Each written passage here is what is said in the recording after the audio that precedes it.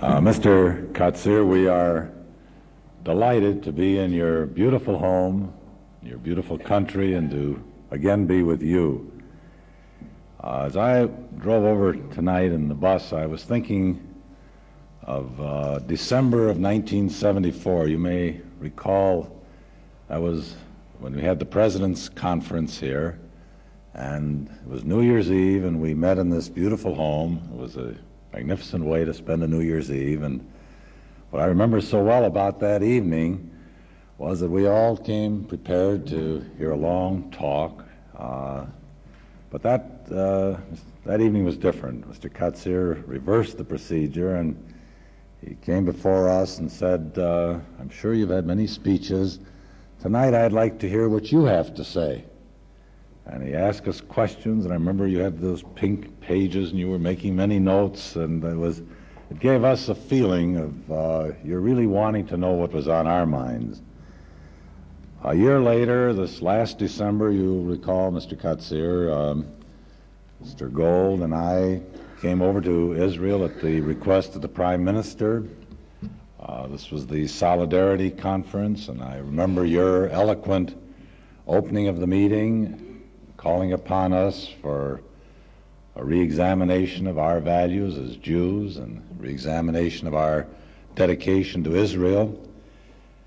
And I recall so well your talking to us about Jewish education, the importance of that, because I know that's extremely important to you.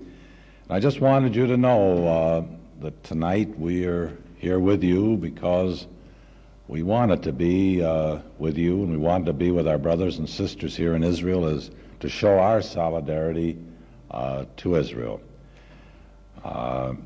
We've had an exciting few days in your country. We've learned a great deal. I hope we made a contribution to some of the knowledge of the people of your country. Our group here, Mr. Kacir, is I know that you're familiar with the American Jewish Committee.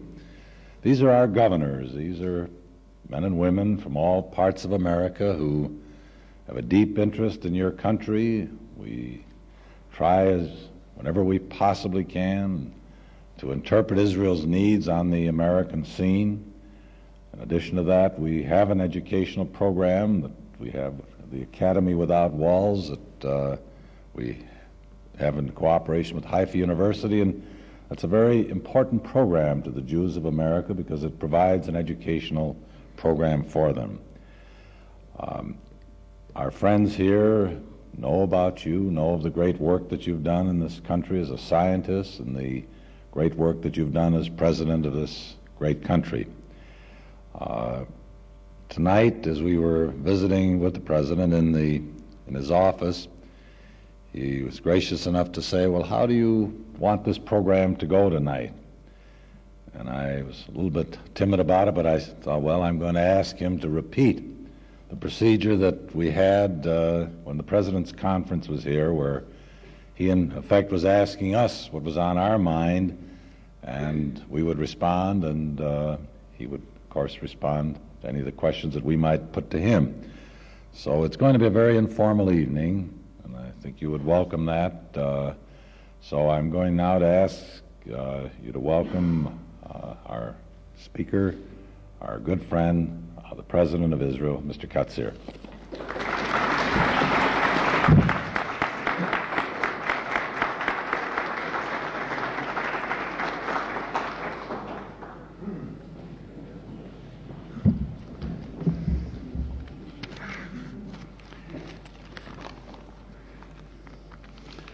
Mr. Winter, my good friends, it's a great pleasure to welcome you and to wish you success in your meetings and in your visit of this country. I am particularly happy to have you here in the house of the President because this house has symbolized before and is symbolizing in many respects the state of Israel. Many people will come to this home and tell about their achievements and success, about their failures, about their dreams. So to a certain extent, it's a house where a lot of information is being accumulated about what's going on in this country. And I'm fortunate enough to get this information and to use it whenever necessary. And because of this, I became aware of the fact that nowadays, perhaps more than before, we need this close cooperation between us and Israel and between the Jews in the United States, in all other parts of the world. So in this respect, I'm delighted to have you here, representing a wonderful group of Jews who have been doing a lot for the Jewish people and to a large extent for the State of Israel. As Mr. Winter has said, I will not use my rights to deliver a long speech. And I'm by now rather careful to do it because of my experience with the engineers in Tel Aviv. They asked me to talk on Friday during lunchtime in their club, and we had their lunch. And when lunch was over, I asked the speaker, now it's 2:00, how long should I speak? So this chairman said, look, you are the president of the state, you can speak as long as you want. But he said, take into consideration that at 2:20 we are leaving. But you can continue as long as you want. So I will not use this right, and I'll certainly prefer an informal talk, an informal evening. But let me say that I have gone over again over your plans and activities.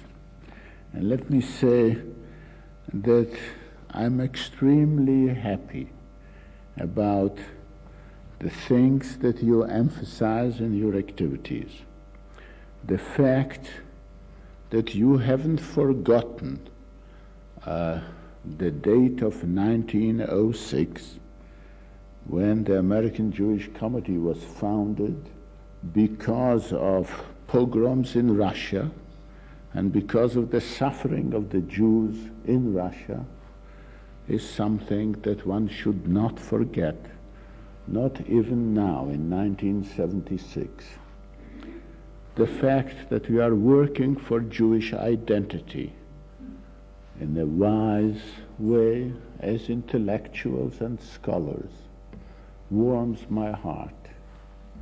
And it warms my heart not only because of the fact that I'm a scientist, a natural scientist, and interested in very many general problems in physics and chemistry and biology, but because of the fact that during these years I have realized that if you want human society to survive, you cannot deal only with science and modern technology, but you have to acquire certain moral principles which should guide every individual and our modern society. And the Jews have such moral values which they have developed in an extraordinary way. The fact that you are fighting anti-Semitism in any form is certainly a thing that one should not forget. And last but not least, the fact that you are interested in human relations, and you have an institute for human relations, where you have experts in many fields, in social activities, in education and in law and in social work and religion, and you are trying to find areas for bringing closer people of different religions and different origins, is also something that you should be proud of and we are proud of. And then, as an Israeli, I read with great care what you, Mr. President, have written in your report, which was, I understand, circulated among everyone here after the Jerusalem Conference of Jewish Solidarity. And it was good to realize that this conference somehow has a response and found a response in your heart and in your brains. We are passing through a most difficult period, and I'm afraid that the difficulties that we are facing are not known to very many Jews all over the world. And let me say that when I listen to our army people, as I have mentioned to you, Mr. President, I had here the Prime Minister just yesterday, and when I discuss our security problems and defense problems, it's really a most difficult time that we are going through. And I think that I'm not exaggerating by saying that it's most likely the most difficult time that we had during the last 30 or 40 years. The fact that we have a difficult economic situation is well known to all of you. We have social problems, we have educational problems, but I'm rather certain that we'll overcome all these difficulties only if the Jewish people will work as one great family to overcome these difficulties. If we will not do it, we will not survive. And when I say we will not survive, I mean it in the sense that you knew it from 1906. We will survive if we will unite and if we will work together politically, economically, socially, in areas of education. You can do it. I think that you have the tools to understand the situation. Not too many people have it. And when I ask myself, is it worthwhile doing? Is this effort worthwhile? My feeling is that it is, because it's not only that we are working for the continuation of Jewish tradition and the Jewish people, but to a certain extent for the future of mankind. The Jews have done it many times and they should do it again. I'm therefore delighted that you have decided to have the meeting of the Board of Governors here. This was the result of your reaction and feeling. And I hope that you will be stimulated and fascinated by the people and by what's going on in this country. In many respects, it's a wonderful country, and you have here wonderful people indeed. And when you'll meet many of them again, you'll be enriched personally. You'll be enriched in every possible spiritual, cultural, and intellectual way. It's wonderful to realize that many of the people in this country have a soul, and they have an additional soul. As you all know, Jews have the feeling that Friday night, every good Jew acquires an additional soul, a neshama yetera, It stays with him during Friday night and Saturday, and is leaving Saturday night. But my feeling was that in Israel it stays also during all the rest of the week. It is there indeed, the pioneering spirit, the desire to build a country, to renew a center for the Jewish people. It's there, in spite of all the difficulties, and in spite of all the misbehavior that I'm sure you read about and you hear about. It's here. And let me just add that during these last 2.5 years that I'm in this house, I had the opportunity to read a lot about Jewish history and Jewish culture and Jewish philosophy. It's not my field. I'm a biophysicist. I've spent in biophysics at least 30 years. But when I have had again this opportunity, I found out how wonderful it is to find again your own identity and the accumulation of knowledge and moral and philosophical attitudes that the Jewish people have done. And in this respect, it's wonderful to come back and meet members of a great family, a family that is now spread all over the world, but still it's one great family working for similar aims and purposes. So let me wish you success during your stay and during your meetings.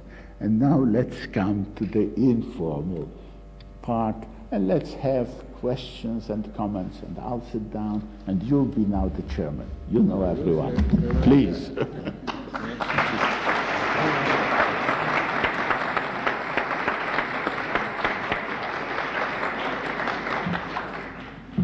I think it'll be easier if you stay here and you'll answer the question. I just wanted to say, Mr.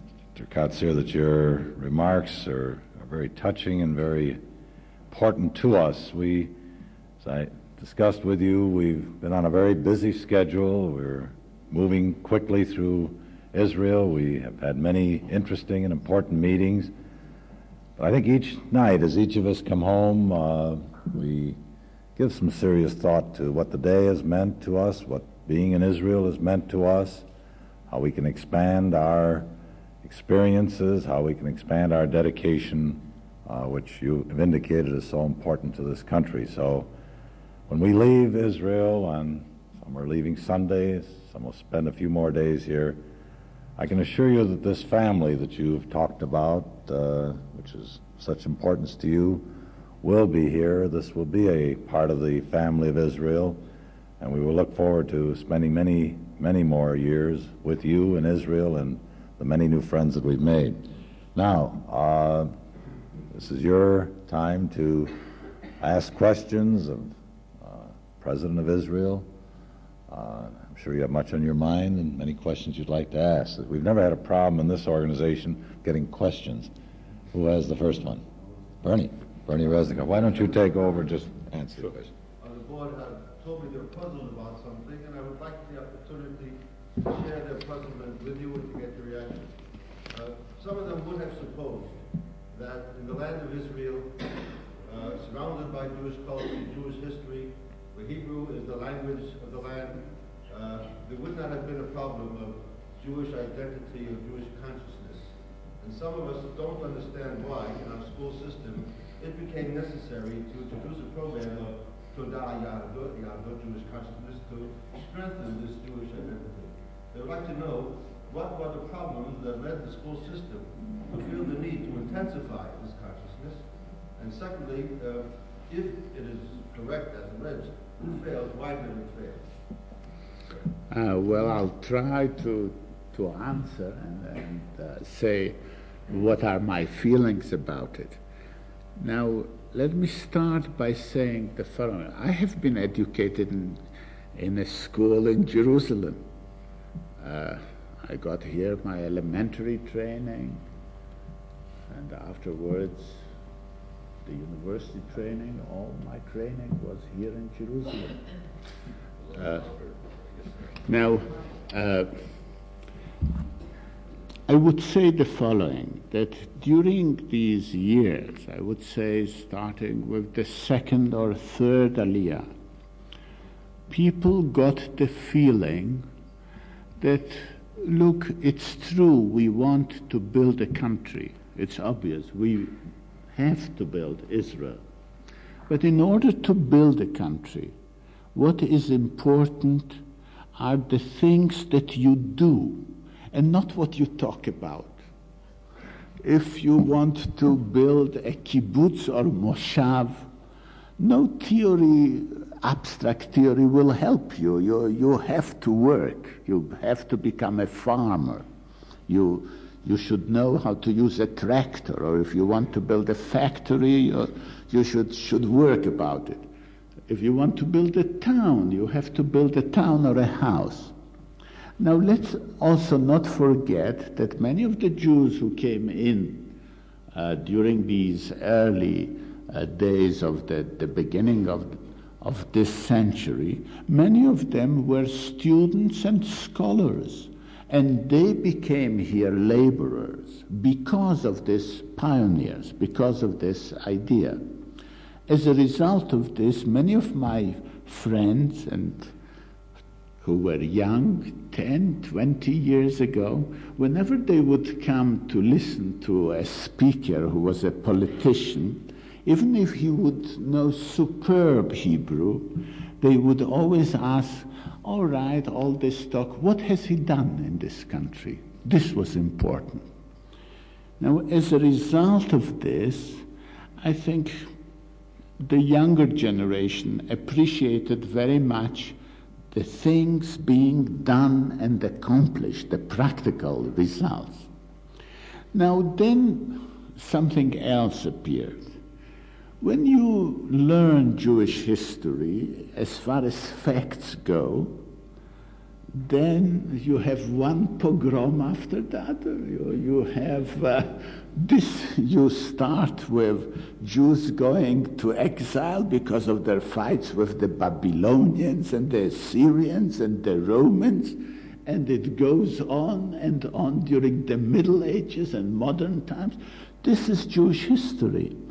And somehow the young generation, knowing these facts and somehow feeling, look, we are building a country where we'll protect ourselves, we'll have our own army, we'll have our own defense, our own economy, they somehow turned their backs on Jewish history. And there is a wonderful story told by one of our greatest writers who died not long ago, by Hazaz, where he tells about a chalutz, a pioneer who lived in a kibbutz, and there they always recalled history. Jewish history tells us to do so-and-so, and Jewish history tells us to do so-and-so. And this pioneer, he's quiet, he doesn't say anything. One day he can't stand it anymore, this General Assembly, and he stands up and he says the following: I came to Israel, I came to this kibbutz in order to get rid of Jewish history. I hate Jewish history, I can't stand it, because it's a disgrace. Look what happened to the Jews, wherever they were. So as a result of this, I'm afraid we, the younger generation, the generation which is now already not so young, they did not appreciate intellectual, cultural activities, and they didn't like particularly Jewish history. I think it was a grave mistake, because it is my feeling that as a result of Jewish history, as a result of the fact that we always were a small group of people, we had a small country, we could develop the highest morals that any group of people have developed during history. And we had to teach Jewish philosophy and Jewish morals, not only the fact that Jews lived in ghettos and and they suffered. Jews have developed intellectual, cultural values which are, to me, the most precious thing in my life, in my cultural life. This should be taught again. And this, to my feeling, gives enormous strength to people. Let me recall a little episode that somehow returns to me during the last couple of weeks again and again. I had here a young officer, a very distinguished officer, a Yemenite boy. Kahalani is his name. He became a national hero. He fought in the Golan Heights. Understand? I don't know whether you'll go to the Golan. You have been. And he had some difficulties. It was a difficult fight. Most of his boys were killed. He started with 40 tanks. He was left with 7 tanks. His own group in his tank hardly survived. He wrote a little book about this war in the Golan Heights, Kahalani.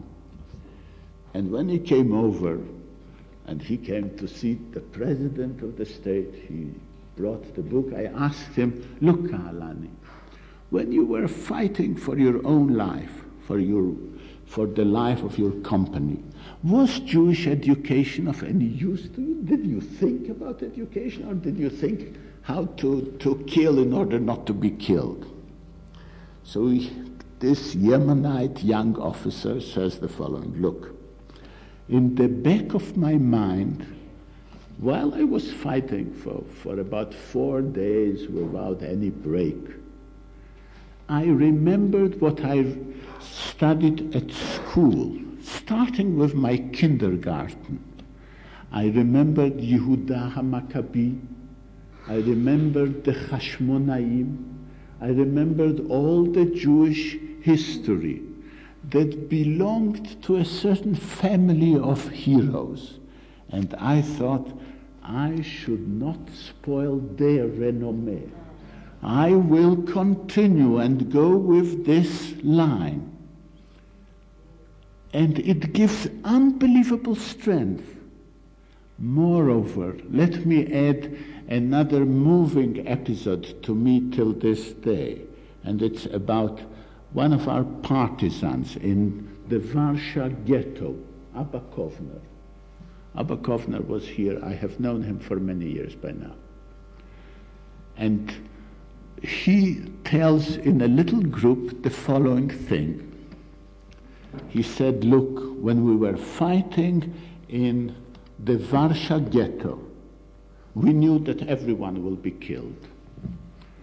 And then I started to wonder what gives us strength to fight as human beings and to die as human beings. Why don't we try, I don't know, to do anything and not to continue and fight? And then he said, Abba Kovner, the following.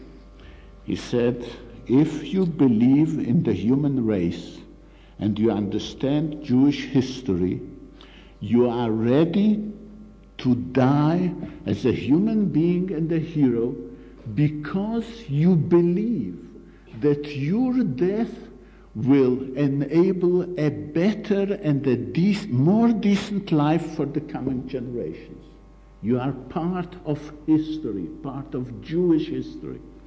So in this respect, I think that if we want to remain human beings, if we want to remain good Jews, it's not enough to build a kibbutz and to be a good farmer. You have to have all these spiritual values that the Jewish people cherish so much. This will enable us to continue and build also physically, practically, a good and a decent country. This is what I can say.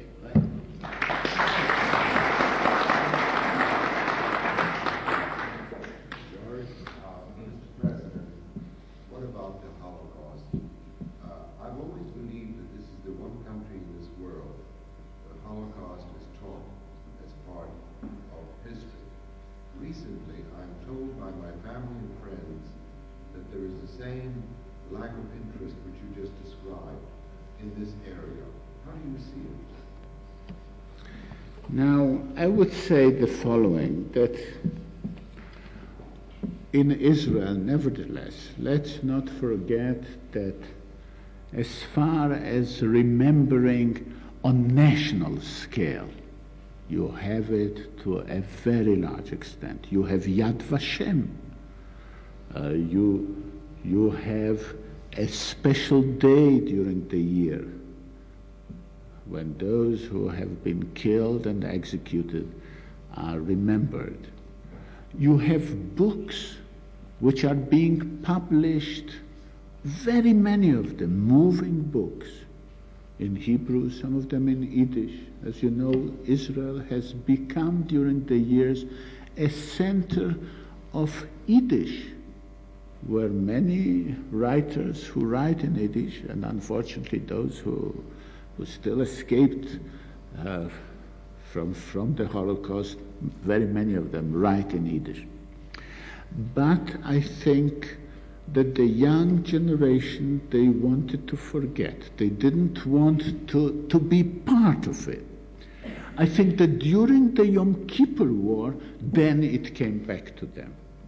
Because during the 6 Days War, in spite of the difficulties, and at that time I worked at the Ministry of Defense, so to win the war, it wasn't so easy as it sounds now, or as it has been told afterwards. There were very great difficulties. But somehow we had this story that it was easy, and every Israeli boy was a great hero, and every Arab soldier was somebody who was afraid and who immediately ran. But during the Yom Kippur War, I think that the understanding